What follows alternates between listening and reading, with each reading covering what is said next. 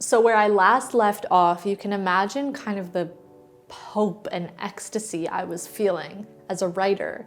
Someone at a publishing house had identified that the writing was good enough to keep reading, and I felt like I had been found, like this was my chance. I sent over the 50 pages and the synopsis and began waiting again. Ultimately, they replied saying that they were gonna pass. And that felt really hard for me. I kept thinking about, what could I have changed in that 50 pages to make them see differently and to show them the value of the story. And I felt kind of like I had failed. And after talking to some people about that experience, I realized that I had gotten caught up in what I sort of imagined success looked like.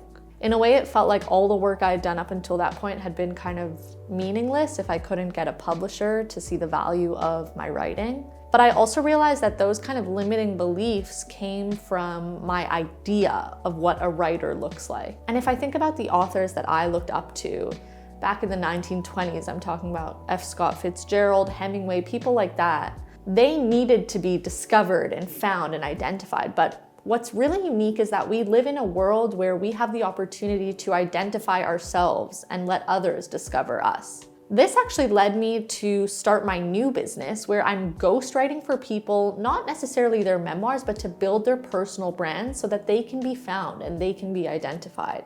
That, I realized, was what was missing.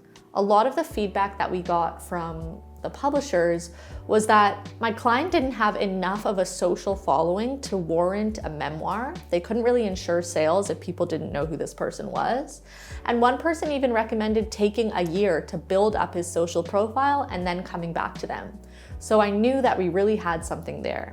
Another thing I needed to remember was our why. This was something we talked about in one of my earlier videos. This really needed to be our anchor. So when I felt upset over the rejections and unsure about whether this project was worth continuing, that why kept us in check. And I realized that my client's why was to be able to tell his story to help other people with similar stories see that there are alternatives. And my client wanted to tell his story his way. I realized had we gone through a traditional publishing house, we would have lost a lot of creative liberty and license and would have basically had to go along with what they wanted. This was not in line with my client's goals and not in line with mine, who wanted to tell his story as accurately as possible. As a result, I actually feel really good about the fact that we moved forward with independent publishing.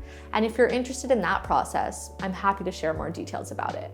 Eventually though, I got a rough draft together. I remember printing it out and lying it all out on my apartment floor, going through it line by line with a pen. When I felt satisfied with it, I sent it to my client and I sent it to my editors, AKA my mom.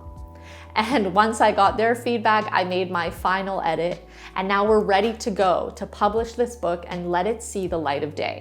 So I hope this short series was informative. It doesn't cover everything, but here's some of what I learned ghostwriting a memoir in 1 year.